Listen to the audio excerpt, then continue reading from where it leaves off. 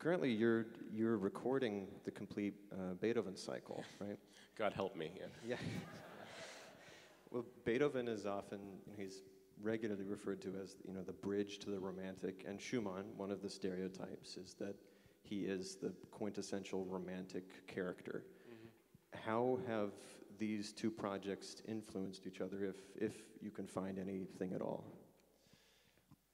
Yeah, no, there certainly is some kind of a connection, and in one of the programs of the Schumann project, I played the Schumann Fantasy, which was originally titled Homage to Beethoven, and its whole first movement is constructed around a fragment from Beethoven's song cycle An die ferne Geliebte, and on that program, a singer and I do the An die ferne Geliebte, and immediately after we hear the Schumann, and it's instructive, I think, really more for how incredibly different they are than for any meaningful similarities. I would say that when you play, it's called a fantasy, but it's basically conceived as a sonata.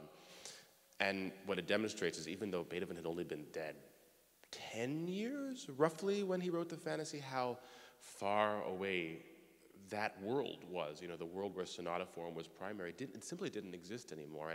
And I think one of the main qualities in Schumann's music is a sense of yearning, of nostalgia.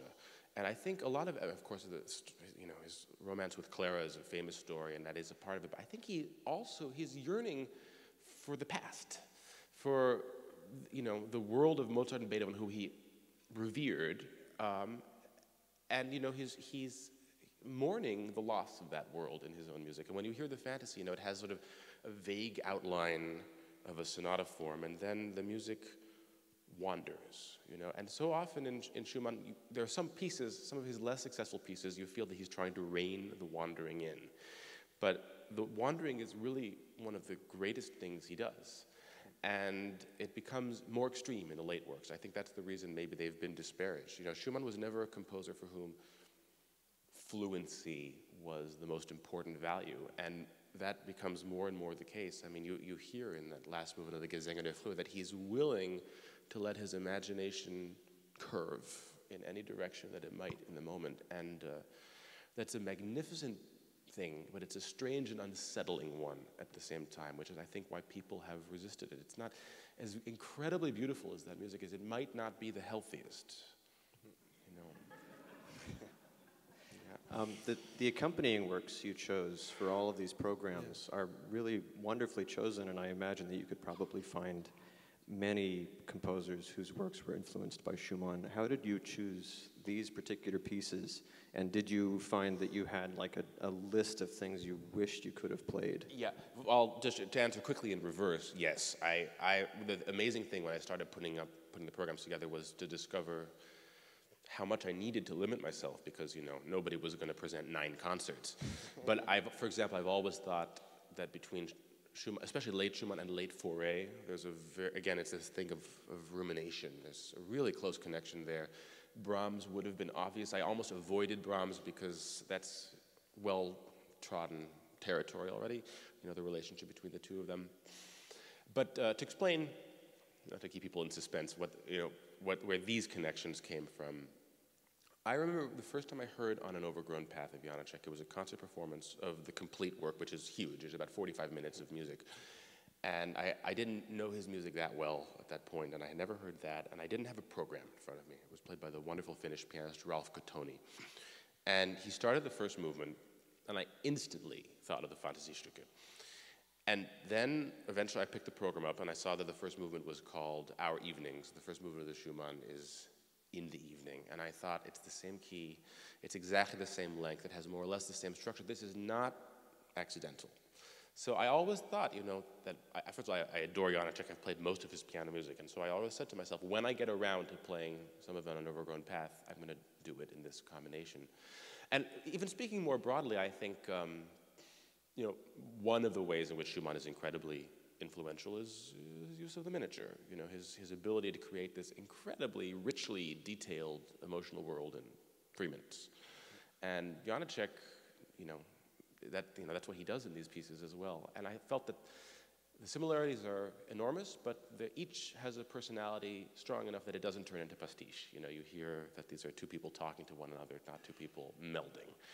And the Berg, again, there's sort of a specific and a general thing. First of all, again, language-wise, I think from late Schumann to early Berg, it's a hop, skip, and a jump. I mean, you already feel with Schumann that he's stretching the rubber band of the tonal system a little bit. You know, by the time you get to these, you know, the Berg Sonata, it's just about at the breaking point. And, you know, that's, you know, a couple more steps along the same path. And then beyond that, the end of the Berg Sonata is so incredibly similar to the end of the second to last movement of the Davidsbühne, for me, the most heart-wrenching moment of the Schumann that I thought, again, maybe this is some kind of an homage.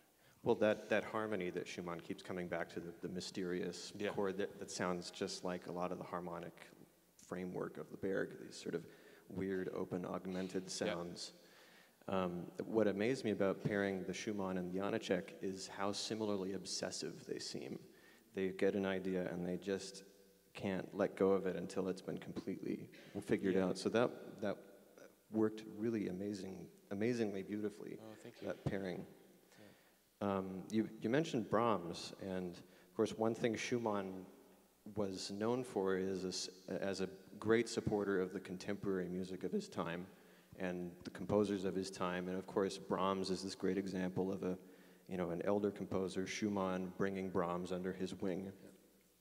A recent example of this is the American composer John Adams and the Brooklyn-based composer Timothy Andrus, who in your next concert, you're premiering a piano quintet that he wrote for this project. Can you talk about how you came across his music and how that ties into this? Absolutely. I always wanted there to be a commission as part of this project because I wanted to demonstrate that this, you know, the importance of Schumann to composers of later generations, that this is an ongoing thing.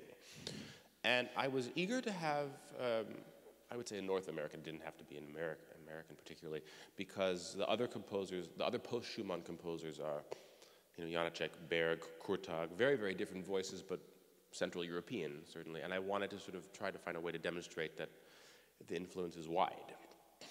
And Timo, who's a wonderful pianist and a very interesting guy, wonderful composer, had already written a piece for himself, which was a companion piece to Kreisleriana, with a fantastic title, It Takes a Long Time to Become a Good Composer. It's really a good, our piece is called Piano Quintet, you know, that's really, you know, we got the short end of the stick. Sometimes, exactly. Put a normal title. But, you know, if he was asked who are the most important composers to him, he would say Schumann and Ives. You know, so this is someone who's very identifiably American in his influence, and still Schumann looms large. And so that was, you know, that was important to me to be able to demonstrate that. And he's written a really wonderful, very imaginative piece. I'm excited to start playing it next week. I kind of want to see it if you have it. I do, I have it. I was listening to that piece, It Takes a Long Time to Be a Good Composer, and I'm thinking I should play this. This is great. It's interesting, a lot of contemporary composers, 20th, 21st century, have been really inspired and influenced by Schumann. I think perhaps more willing to admit it than with other 19th century composers, who the 20th century composers tend to kind of disavow to some extent. Like you said, Kurtag, Wolfgang Riem, George Benjamin. Great composers all. Yeah. What do you think it is about Schumann's music that composers of our time still find fascinating and I guess contemporary? Well, it's incredibly inventive.